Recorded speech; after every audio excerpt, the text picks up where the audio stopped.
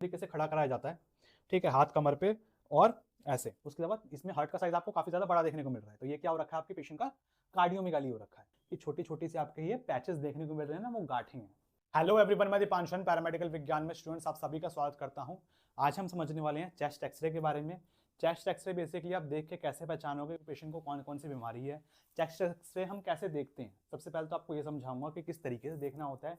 एक step by step होता है, उस तरीके से हम एक्सरे पढ़ना समझेंगे और पढ़ते पढ़ते उसमें कौन कौन सी दिक्कतें हैं उसको हम समझना चालू कर देंगे। ओके, तो चेस्ट एक्सरे आगे बढ़ने से पहले आपको कुछ बेसिक्स बताऊंगा मैं चेस्ट एक्सरे के, होता क्या है। एक्सरे में अपने को वाइट कुछ दिख रहा होगा, आपको कुछ ब्लैक एरिया दिख रहा होगा, कुछ ग्रे एरिया दिख रहा होगा। तो वो क्या होता है, ये सब चीज़ें देखेंगे, कितने टाइप के होते हैं, ये सब चीज़ें समझेंगे। तो वीडियो आप लाइक ज़रूर कर देना। ओके, और चैनल पहली बार आया तो चैनल को सब्सक्राइब ज़रूर कर लो। तो देखो स्टार्ट करते हैं चेस्ट एक्सरे से। चेस्ट एक्सरे बेसिकली हम क्या कर रहे हैं ना, एक्सरे में हम ना इमेज ले रहे हैं। क्या कर रहे हैं, फोटो खींच रहे हैं। जैसे आप नॉर्मल फोन से फोटो खींचते हो ना अपनी, उसमें क्या होता है, बाहर बाहर का दिखता है। अभी कैमरे से मैं शूट कर रहा हूँ, आप मेरे को देख रहे हो, बाहर बाहर का दिख रहा है। एक्सरे हम क्या कर रहे हैं, एक्सरे मशीन से हम बॉडी के अंदर के स्ट्रक्चर्स देखते हैं। फॉर एग्जांपल आपका लंग्स हो गया, आपका हार्ट हो गया, आपकी पसलियाँ हो गई, ये हार्ट है आपका, ये लंग्स है, ठीक है, ये अपना लंग्स हो गया, ठीक, ये अपना हार्ट हो गया, ठीक। ये वाइट वाइट से अपने को देखने को मिल रही हैं, पसलियाँ हैं, ये पसली है, ठीक है, ये पसलियाँ हो गई। तो ये सब चीज़ें हम देखते हैं, बोन्स वगैरह देखेंगे, ठीक, ये सब चीज़ें देखते हैं, ऑर्गन्स वगैरह अंदर के स्ट्रक्चर्स देखते हैं। तो एक्सरे बेसिकली क्या है, एक्सरे अपनी मोस्ट कॉमन इन्वेस्टिगेशन होती है अपने मेडिकल डिपार्टमेंट में। जैसे अपना सीबीसी बहुत ज़्यादा कॉमन है टेस्ट, कि डॉक्टर नॉर्मली आपका सीबीसी लिख देते हैं, बहुत कॉमन जांच है। ऐसे ही चेस्ट एक्सरे भी जो है वो बहुत ज़्यादा कॉमन इन्वेस्टिगेशन है, बहुत ज़्यादा कॉमनली यूज्ड इन्वेस्टिगेशन है मेडिकल हेल्थ केयर में। Chest X-ray is a simple radiological investigation to evaluate disease of the chest. इसमें हम बेसिकली क्या कर रहे हैं, आपकी जो छाती की बीमारियां हैं, छाती के अंदर की कोई बीमारी हो गई, पेशेंट को सीने में दर्द हो रहा है, खांसी बहुत लंबे टाइम तक है, ये सब चीज़ें आपकी जो कॉमन चीज़ें हैं उनको समझने के लिए हम चेस्ट एक्सरे करवाते हैं। तो बेसिकली इसमें हम अंदर के ऑर्गन्स देख रहे हैं। चेस्ट एक्सरे को हम कैसे लिखते हैं, डॉक्टर किस तरीके से लिखेंगे, CXR करके लिख देंगे, ठीक है, CXR, या फिर पूरा भी लिख सकते हैं चेस्ट एक्सरे, लेकिन शॉर्ट में CXR ही लिखते हैं। इसका मतलब क्या होता है, चेस्ट एक्सरे। तो बेसिक प्रिंसिपल क्या है एक्सरे पढ़ने का, ये एक्सरे है, आपको काला सफेद ग्रे कुछ अलग तरीके के कलर दिख रहे हैं इसमें। तो इसको आप पढ़ोगे कैसे, समझोगे कैसे, क्यों काला दिख रहा है, क्यों सफेद दिख रहा है, काले वाले हिस्से को क्या बोल रहे हैं, सफेद वाले हिस्से को क्या बोल रहे हैं।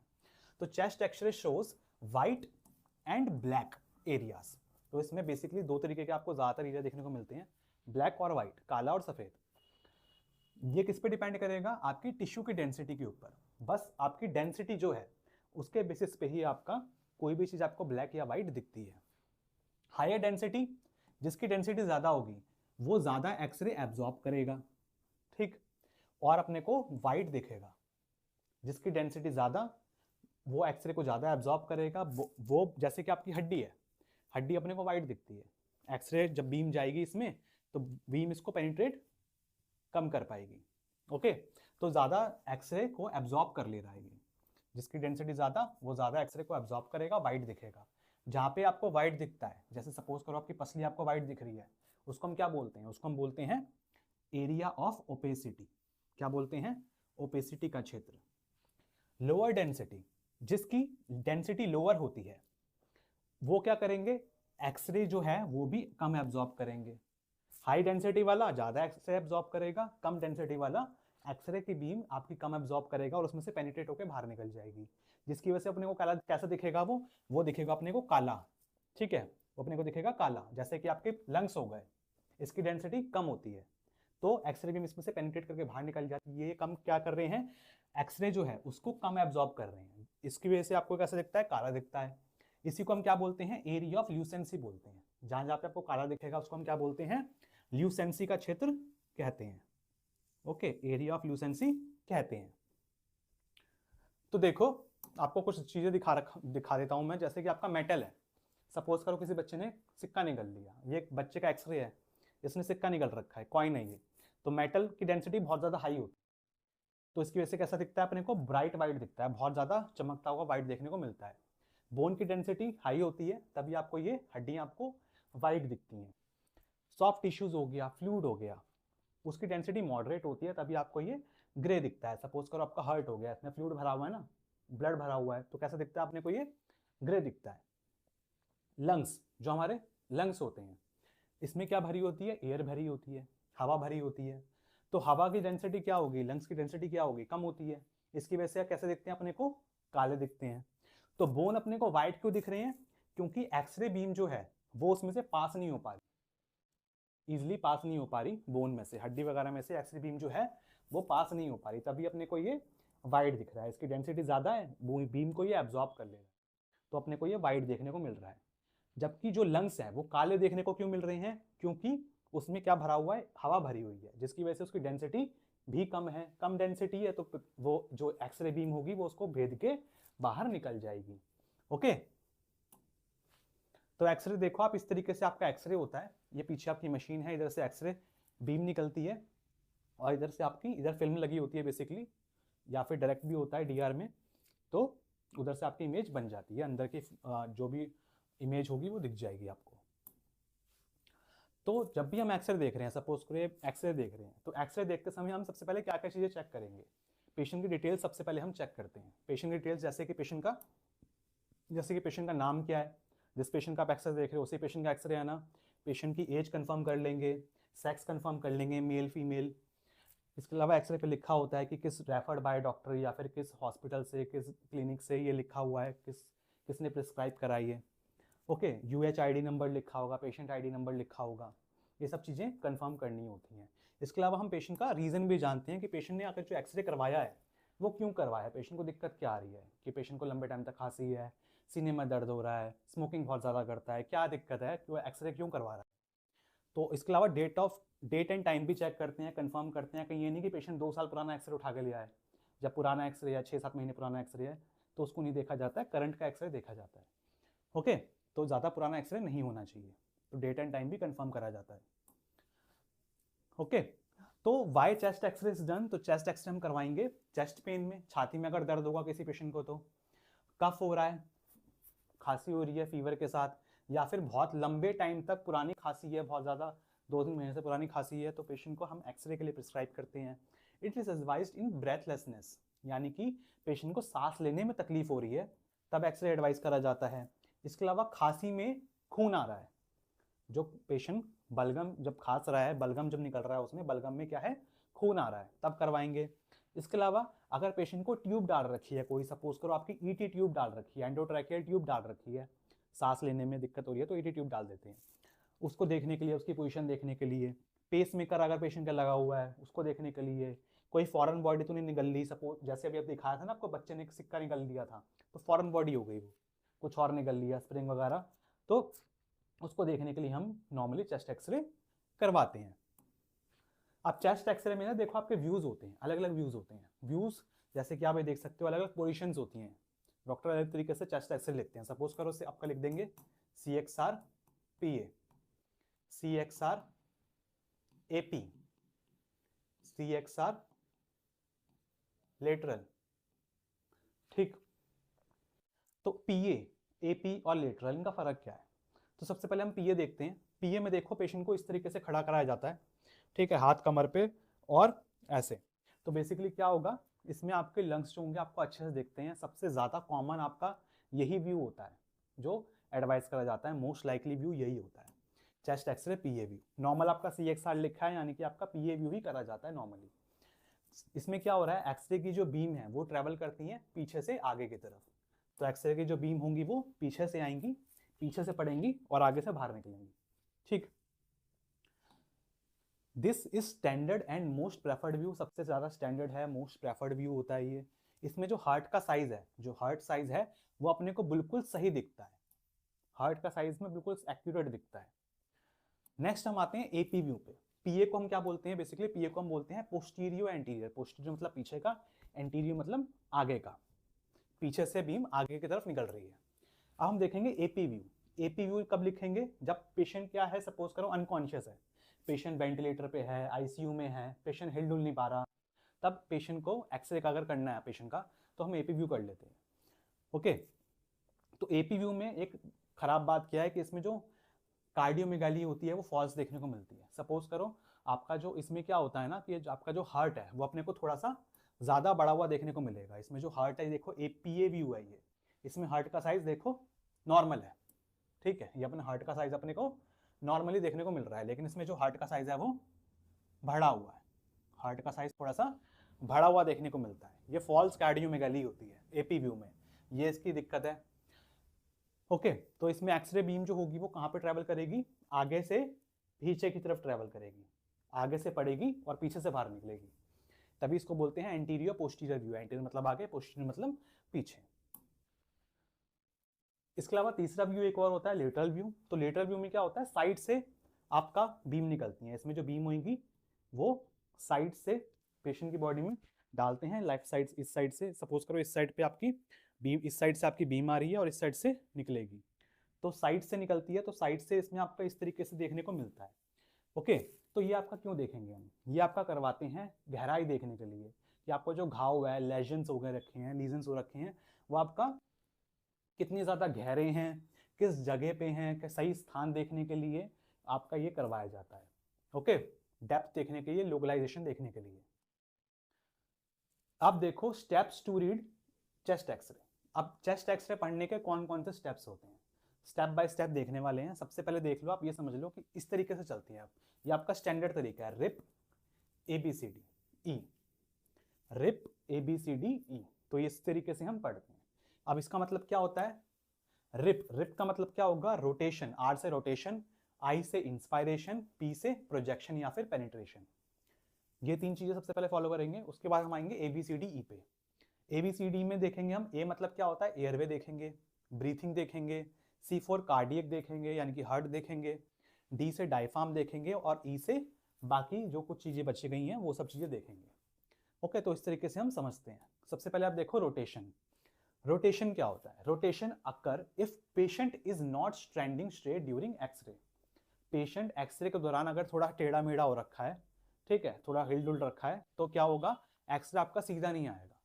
अगर सीधा नहीं आएगा तो रोटेट हो जाएगा। अब रोटेशन कैसे चेक करोगे आप, जैसे आप ये देख सकते हो, आपकी क्लेविकल है, ठीक है, ये अपनी क्लेविकल है, तो ये क्लेविकल जो है दोनों के दोनों, ये बीच का आपका हो गया, तो बिल्कुल एक्यूरेट मार्जिन पे है, ठीक है, दोनों के दोनों एक्यूरेट है, दोनों बराबरी पे हैं। Check symmetry between clavicles and spinous process, तो क्लेविकल और स्पाइनस प्रोसेस के बीच में जो सिमेट्री है बिल्कुल ओके है। लेकिन आप ये देखोगे, ये तो अपनी नॉर्मल हो गई, आप ये देख रहे हो इसमें पेशेंट क्या हो गया, थोड़ा सा हिल गया है, तो ये क्लेविकल देख रहे हो आप, उठी हुई दिख रही है, ये क्लेविकल है, ये उठी हुई दिख रही है, जबकि ये क्लेविकल इधर है, ठीक, तो ये उठी हुई है इससे ना, तो इसमें क्या हो रखा है, ये रोटेशन हो गया, ठीक, तो एक्सरे सही नहीं होगा, ये इसको दोबारा करवाएंगे, ठीक है। एक तो ये चीज चेक करेंगे, रोटेशन हो गया। इसके बाद अब देखो इंस्पायरेशन, रोटेशन देख लिया, देन हम देखेंगे इंस्पायरेशन में क्या हो रहा है। इंस्पायरेशन में देखते हैं, पेशेंट को ना हम सांस लेने को बोलते हैं, जब पेशेंट कहते हम एक्सरे करते हैं तो पेशेंट को बोलते हैं अच्छे से सांस लो, सांस भरनी होती है, ठीक है, सांस लीजिए, सांस लीजिए, सांस लीजिए, फोटो खींची, सांस छोड़ दीजिए, ठीक है, तो ताकि एयर जो है लंग्स में अच्छे से फिल हो जाए। तो X-ray should be taken in full inspiration, X-ray को अपने को हमेशा लेना होता है जब भी अच्छे से सांस ले रखी हो, सांस भरकर लिया जानी चाहिए जब भी एक्सरे लिया जाए। इसमें आप कैसे पहचानोगे कि पेशेंट का इंस्पिरेशन अच्छे से हुआ है कि नहीं हुआ है, इसमें जो आपकी रिब्स है ना उसके अकॉर्डिंग देखते हैं।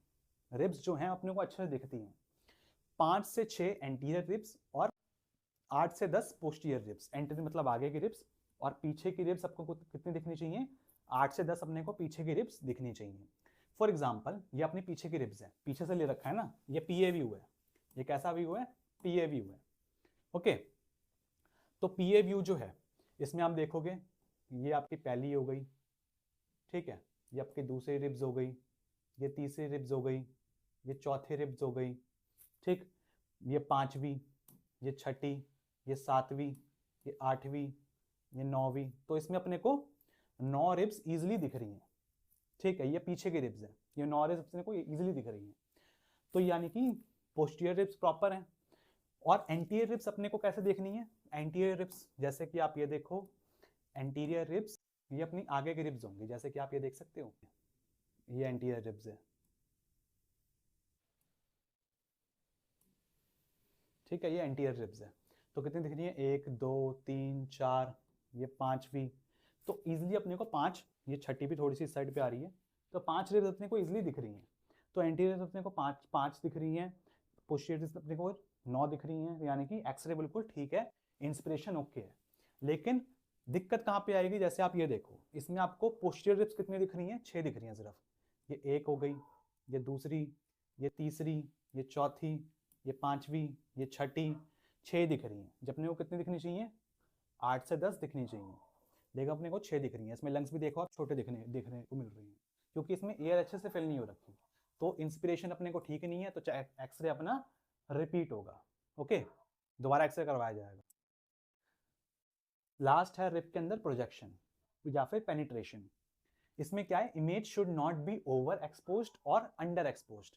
इमेज ना ज़्यादा एक्सपोज होनी चाहिए और ना कम एक्सपोज्ड होनी चाहिए। Lower thoracic vertebra should be just visible. अब ये कैसे पता लगाओगे कि आपकी जो लोअर थोरेसिक वर्टिब्रा होती है ना, वो हल्की दिखाई देनी चाहिए। अगर वो हल्की दिखाई दे रही है, यानी कि एक्सरे बिल्कुल ओके है। ज़्यादा दिख रहा है तो भी दिक्कत है, कम दिख रहा है तो भी दिक्कत है। जैसे आप ये देखो, ये 3 इमेजेस देख रहे हो आप, इसमें जो है ये कैसी है, अंडर पेनिट्रेटेड है। ठीक है, ये एक्सपोजर इसमें ज़्यादा ही हो रखा है। ठीक है, अंडर पेनिट्रेटेड है। ये कैसा है, ओवर पेनिट्रेटेड है, एक्सपोजर बहुत ज़्यादा हो रखा है, इसमें एक्सपोजर बहुत कम है।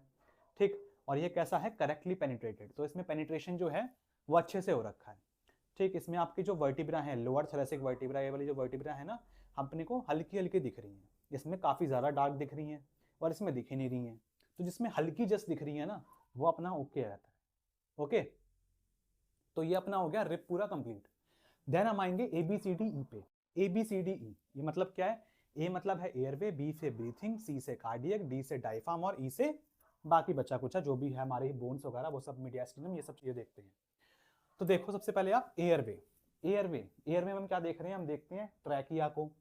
ट्रैकिया क्या होता है, ट्रैकिया होती है अपनी विंड पाइप, ये देख रहे हो, ये है अपने ट्रैकिया। ठीक, ट्रैकिया देख रहे हैं। कैराइना देखते हैं। कैराइना क्या होता है, कैराइना वो जगह होती है जहाँ पे आपका ट्रैकिया बाइफरकेट होता है। बाइफरकेट मतलब कि जो विंड पाइप है आएगी, आके फिर दोनों लंग्स में जाएगी, तो जहाँ पे वो डिवाइड होती है उसको हम कैराइना बोलते हैं। ब्रोंकाई देखते हैं, लंग्स के अंदर आप ये देख रहे हो, ये क्या है अपने, ये ब्रोंकाई हैं। ठीक है, ये अपने क्या है, ये ब्रोंकाई हैं। इसके अलावा हाइलम देखेंगे। हाइलम, ये आपका हाइलम हो गया, ये आपका हाइलम हो गया, हाइलम देखते हैं। तो ये सब चीज़ें एयरवे में देखते हैं। ट्रैकिया जो होता है ना, वो आपका नॉर्मली मिड लाइन में होता है। ट्रैकिया अपना नॉर्मली कैसा होता है, बीच में होता है, बीच में होगा बिल्कुल, लेकिन स्लाइटली शिफ्ट हो रखा होता है राइट की तरफ। ये अपना लेफ्ट होता है, ये अपना राइट होता है। ठीक, सब जब भी आप एक्सरे पढ़ रहे हो, ऐसे देख रहे हो, सपोज करो एक्सरे में ऐसे करके देख रहा हूं, तो आपका जो पेशेंट का राइट होगा वो आपका लेफ्ट होगा, और आपका जो राइट होगा वो पेशेंट का लेफ्ट होगा। ओके, तो इस तरीके से हम देख रहे हैं, ये मेरा राइट है तो ये मेरा राइट है, तो यानी कि ये लेफ्ट वाली साइड होगी। ओके, तो ये हमेशा सपोज करते हैं कि पेशेंट आपके सामने खड़ा हुआ है। तो जो आयोटा है, ये आपकी आयोटा है। ठीक है, आयोटा जा रही होती है। आयोटा क्या होता है, सबसे बड़ी आर्टरी होती है जो कि हार्ट से निकलती है। तो उसकी वजह से जो है आपका, जो आपका ट्रैकिया होता है ना, वो हल्का सा टिल्ट हो जाता है। ट्रैकिया अपना हल्का सा मुड़ जाता है। ठीक है, थोड़ा सा स्लाइटली राइट की तरफ मुड़ जाता है। ओके, थोड़ा सा मुड़ा हुआ देखने को मिलता है ट्रैकिया। हाइलम आपका देख सकते हो इस तरीके का, ये आपका हाइलम होता है।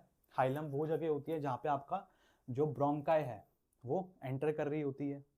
ठीक है, जो आपकी ब्रोंकाई है, ट्रैकिया जो कैराइना में डिवाइड हुई, कैराइना वाली जगह पे डिवाइड होके वो आपके लंग्स में घुसती है, तो आपकी ये हाइलम होगा, जहाँ से आपकी ब्लड वेसल हो गई, विंड पाइप हो गई, ये सब एंटर करती हैं, उस जगह को हम हाइलम बोलते हैं। Right hilum is normally lower than और इक्वल टू लेफ्ट हाइलम। ये इंपॉर्टेंट चीजें देखने वाली इसमें, कि जो राइट हाइलम होता है, इसमें आप देखोगे जो राइट हाइलम है वो आपका थोड़ा सा आपको नीचे देखने को मिलेगा। इसको हटा दूं अगर मैं, तो ये जो राइट वाला हाइलम है, ये हाइलम है राइट वाला। ठीक है, ये थोड़ा सा नीचे है इसके कंपैरिजन में, ये नॉर्मल है, ये नॉर्मल होता है। ठीक है, थोड़ा सा राइट वाला नीचे ही देखने को मिलता है। अब देखो ट्रैकिया में दिक्कत आ रखी है, ट्रैकिया डेविएशन। इसमें आप देख रहे हो इधर कोई पैथोलॉजी हो रखी है, इसमें कोई पैथोलॉजी हो रखी है हार्ट में, ठीक है। इसके अलावा देखो आप, ये जो ट्रैकिया है वो आपका डाइवेट हो रखा है, ये ट्रैकिया जो विंड पाइप है वो डेविएट हो रखी है थोड़ी सी, है ना। तो इसमें दिक्कत आ रखी है कोई ना कोई, तो ट्रैकिया डेविएशन हो रखा है, ओके, थोड़ा सा टिल्ट हो रखा है ट्रैकिया। ब्रीथिंग, ए के बाद बी, ABCD था ना, बी में हम क्या देख रहे हैं, ब्रीथिंग देख रहे हैं। ब्रीथिंग इवेल्युएट लंग फील्ड्स, इसमें हम क्या देखेंगे, लंग की फील्ड्स देखेंगे, फेफड़ों के बारे में देखेंगे, प्लूरा देखेंगे, उसको हम अच्छे से देखने वाले हैं। White opacity indicates pathology like pneumonia या फिर टीबी। अगर आपको लंग्स के अंदर वाइट वाइट दिखने को ज़्यादा मिल रहा है तो हो सकता है कि न्यूमोनिया हो या फिर टीबी हो। तो जैसे आप ये देखो, ये प्लूरल इफ्यूजन हो रखा है, ठीक है, ये आप देख रहे हो फेफड़े छोटे दिख रहे हैं, इधर पानी भरा हुआ है लंग्स के अंदर, ठीक है।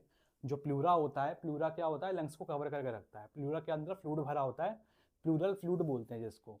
वो प्लूरल फ्लूइड क्या हो गया, इसमें बहुत ज़्यादा भर गया है फेफड़ों के अंदर, उसको हम क्या बोल देंगे, प्लूरल इफ्यूजन बोल देते हैं, ठीक है। तो ये प्लूरल इफ्यूजन होता है, इस तरीके से दिखता है। इसके अलावा कॉन्सोलिडेशन देखने को मिल सकता है, ये देखो ये जो दिख रहा है ना आपको वाइट वाइट साइड देखने को मिलेगा, ये क्या है अपना कॉन्सोलिडेशन है। कॉन्सोलिडेशन का मतलब क्या होता है, इस जगह पे बेसिकली क्या होता है, आपकी हवा होती है, ठीक, लेकिन हवा की जगह इसमें क्या है, आपका जो एल्वियोलाई हैं उसमें हवा की जगह आपका क्या भरा हुआ है, कोई फ्लूइड भरा हुआ है। हो सकता है कि वो फ्लूइड आपका कोई लिक्विड सब्सटेंस हो, जैसे कि आपका कोई ब्लड हो गया, खून हो गया, पस हो गया, पानी हो गया, ऐसा कुछ इसमें भरा हुआ है आपके एल्वियोलाई के अंदर, तो उसको हम क्या बोल देते हैं, कॉन्सोलिडेशन कह देते हैं। तो वो इस तरीके से देखने को मिलता है, ओके, ये कॉन्सोलिडेशन है, ये आपको हाईलाइट करके दिखा रखा है बस। इसके अलावा इस तरीके से एक्सरे देखने को मिल सकता है। तो इसमें क्या हो रहा है ना, दोनों लंग्स में क्या है, आपका छोटे छोटे से आपके नोड्स देखने को मिल रहे हैं, bilateral multiple small nodules. Bilateral मतलब कि दोनों ही लंग्स में, मल्टीपल मतलब कि बहुत ज्यादा आपको छोटी छोटी गांठें देखने को मिल रही हैं दोनों ही लंग्स के अंदर। देखोगे आप अलग से आपको देखने को मिल रहा है कि छोटी छोटी सी आपके ये पैचेस देखने को मिल रहे हैं ना, वो गांठें हैं, ओके। इसके अलावा देखो इस तरीके से साइन आपको दिख रहा है, तो ये क्या है अपना, ये लंग ट्यूमर है, ठीक है, ये अपना लंग ट्यूमर है, ओके। तो ये अपनी कुछ कॉमन पैथोलॉजी होती है जो आपको देखने को मिलती है। सी पे आते हैं हम, सी मतलब क्या होता है, कार्डियक। कार्डियक मतलब कि हम हार्ट देखते हैं। Access heart size and borders, इसमें हम क्या देख रहे हैं, हार्ट का साइज देख रहे हैं कि हार्ट जो है वो बहुत ज़्यादा बड़ा तो नहीं हो रखा, छोटा तो नहीं हो रखा, ये सब चीज़ें देखने को देखते हैं। हार्ट का हम साइज देखेंगे, उसके आसपास के बॉर्डर्स देखते हैं। कार्डियक थोरेसिक रेशियो देखते हैं, कार्डियो थोरेसिक रेशियो ये आपका 50% से कम होना चाहिए PAVU के अंदर। जैसे कि आप ये देखो, ये आपका पहले एक नॉर्मल समझ लो आप, ये थोरेसिक है, थोरेसिक मतलब कि चेस्ट कैविटी जो होती है उसको हम थोरेसिक बोलते हैं। तो थोरेसिक का जितना भी एरिया है उसको मेजर करेंगे और हार्ट का साइज देखेंगे, ठीक, दोनों को डिवाइड करेंगे। अगर आपका ये 50% से कम आ रहा है तो ये 50% से कम है, तो यानी कि ये नॉर्मल है। अब कार्डियोमेगली मतलब क्या होगा, हार्ट का साइज बढ़ गया है। अब हार्ट का साइज बढ़ गया है, जैसे आप ये देखोगे ये हार्ट का साइज बढ़ा हुआ है, थोरेसिक रेशियो, थोरेसिक ये चेस्ट कैविटी का साइज ज़्यादा है, उसके अलावा इसमें हार्ट का साइज आपको काफ़ी ज़्यादा बड़ा देखने को मिल रहा है, तो ये क्या हो रखा है, आपके पेशेंट का कार्डियोमेगाली हो रखा है, ठीक। तो इसमें जो आपका हार्ट का डायमीटर है वो आपका ज़्यादा है, और ठीक उसकी वजह से आपका 50% से ऊपर पहुंच रहा है, जबकि ये 50% से कम होना चाहिए, तो आपका कार्डियोमेगाली हो जाती है। इसके अलावा आसपास का एरिया देखते हैं हार्ट का कि कहाँ कहाँ से क्या क्या दिक्कत हो रखी है। देन हम देखेंगे डायफ्राम, डी मतलब डायफ्राम। डायफ्राम में हम क्या देख रहे हैं, देखो ये होता है डायफ्राम, ठीक है, ये होता है अपना डायफ्राम। डायफ्राम में देखो सबसे पहले आप ये चीज समझ लो, right dome is normally higher than the left. जो राइट वाला डायफ्राम होगा, ये राइट वाला डायफ्राम है ना, ये ऊपर है और लेफ्ट वाला थोड़ा सा नीचे है, ठीक है। जो लेफ्ट वाला आपको डायफ्राम दिख रहा है, ये वाला डायफ्राम आपका नीचे है ना, ये नीचे है। Costophrenic angle should be sharp. इसके अलावा जो सीपी एंगल होता है अपना, सीपी एंगल क्या होगा जी, सीपी एंगल देख लो, ये होता है सीपी एंगल, दोनों ही साइड पे होता है वैसे सीपी एंगल, तो ये देख रहे हो ये होता है अपना सीपी एंगल, ये शार्प होना चाहिए, ये शार्प होना चाहिए, ठीक। Blunting, blunted angle indicates pleural effusion. अगर ये सीपी एंगल आपका ब्लंट हो रखा है, टेढ़ा मेढ़ा सा दिख रहा है या फिर सफेद सा दिख रहा है आपको, यानी कि हो सकता है कि प्लूरल फ्यूजन के कारण हो।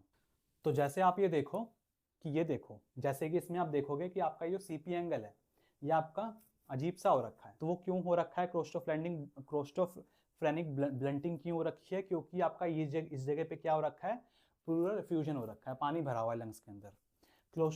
कोस्टोफ्रेनिक angle is formed by chest wall and diaphragm. तो सीपी एंगल किसकी वजह से बनता है? जो चेस्ट की वॉल होती है, ये चेस्ट की वॉल है, और ये नीचे इसके क्या है? ये डायफ्राम है। ये पूरा का पूरा क्या होगा? ये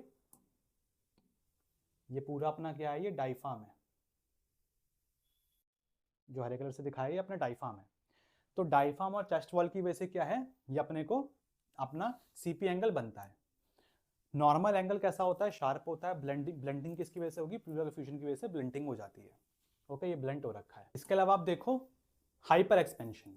हाइपर एक्सपेंशन में आप देखोगे लंग्स कितने ज़्यादा बड़े दिख रहे हैं, लंग्स देखो कितने ज़्यादा दिख रहे हैं।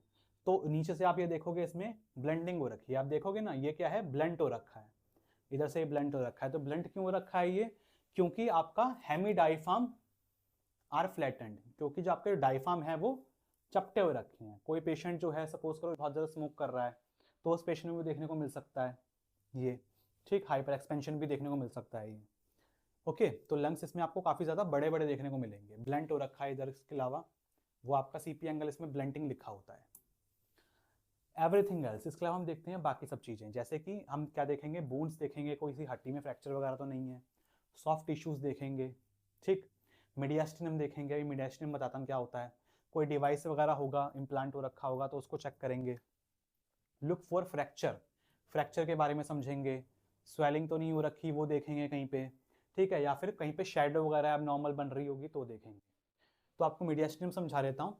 मीडियास्टिनल बॉर्डर्स क्या होते हैं? Right mediastinal border is formed by superior vena cava, right atrium और इंफीरियर वेना केवा। तो आपको दिखा देता हूँ, जैसे आप ये देखोगे। इसके अलावा आप पहले ये समझ लो, ये आपको गोला गोला से दिख रहा है ना, ये क्या होता है? इसको हम बोलते हैं गैस बबल, ठीक है। ये नॉर्मल होता है गैस बबल, स्टमक में गैस जो होती है उसकी वजह से आपको देखने को मिलता है, ये गैस बबल होता है। अब आपको मीडियास्टिनम के बॉर्डर्स बताता हूँ। जैसे कि आप ये देखोगे, राइट साइड है, ये राइट साइड है, ये लेफ्ट साइड है, ये राइट, ये लेफ्ट, ओके। तो जो राइट साइड है वो आपका कैसे बनेगा? ये बॉर्डर कैसे बनेगा मीडियास्टिनम? इसमें क्या हो रहा है? आपका superior vena cava, inferior vena cava और राइट एट्रियम, ये तीनों मिलकर बनाते हैं। तो ये क्या हो गया अपने? ये हो गई सुपीरियर वेना केवा, ठीक है। इधर नीचे से अपनी क्या आती है? इंफीरियर वेना केवा आती है, और ये अपना क्या होता है? राइट एट्रियम होता है। तो ये तीनों मिलकर क्या बनाते हैं? अपना राइट साइड का हार्ट का बॉर्डर बनाते हैं। अब लेफ्ट साइड की हम बात करें तो लेफ्ट साइड में क्या होगा? ये अपनी आ गई क्या? एओर्टा, ठीक है, आयोटा या फिर आयोटिक नकल, ठीक। इसके अलावा ये जो है, ये क्या है? ये हो गई क्या? आपकी पल्मोनरी ट्रंक, ठीक है, पल्मोनरी ट्रंक होती है ये, वो आपको भरी हुई दिखती है इधर। इसके अलावा ये आप जो देखोगे, ये क्या है? ये है अपना क्या? Left atrium, okay. ऊपर इधर राइट एट्रियम, इधर लेफ्ट एट्रियम। और आपका जो ये होगा, ये क्या है अपना? ये है अपना क्या? लेफ्ट वेंट्रिकल, ठीक। तो ये अपने सारे सारे मिलके क्या बना रहे हैं? अपना मीडियास्टिनल बॉर्डर बनाते हैं, अपना मीडियास्टिनम होता है ये। इसको चेक करा जाता है हार्ट के साइज में, ये सब चीज़ें आपके इफेक्ट होती हैं अगर साइज वगैरह बढ़ता है, ओके।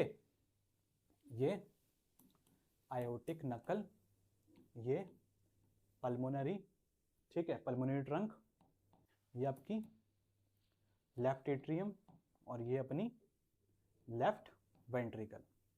ये अपनी हो गई सुपीरियर वेना केवा, ये अपनी हो गई आपका राइट एट्रियम, और ये अपना हो गया क्या? ये अपना हो गया राइट एट्रियम, और ये क्या हो गया अपना? Inferior vena cava. सबसे बड़ी दो वेन्स बॉडी की, ओके। तो स्टूडेंट्स, ये था हमारा आज का लेक्चर आपके how to read chest X-ray के बारे में, कि चेस्ट एक्सरे कैसे समझते हैं, क्या क्या चीज़ें देखते हैं चेस्ट एक्सरे के अंदर। आई होप कि आपको सब कुछ क्लियर हो गया होगा। अगर आपको कोई डाउट हो तो मैं वो कमेंट करके पूछ लेना। क्लासमेट्स के साथ वीडियो को जरूर शेयर करना। मिलते हैं बहुत जल्दी नेक्स्ट वीडियो में, तब तक के लिए बाय बाय।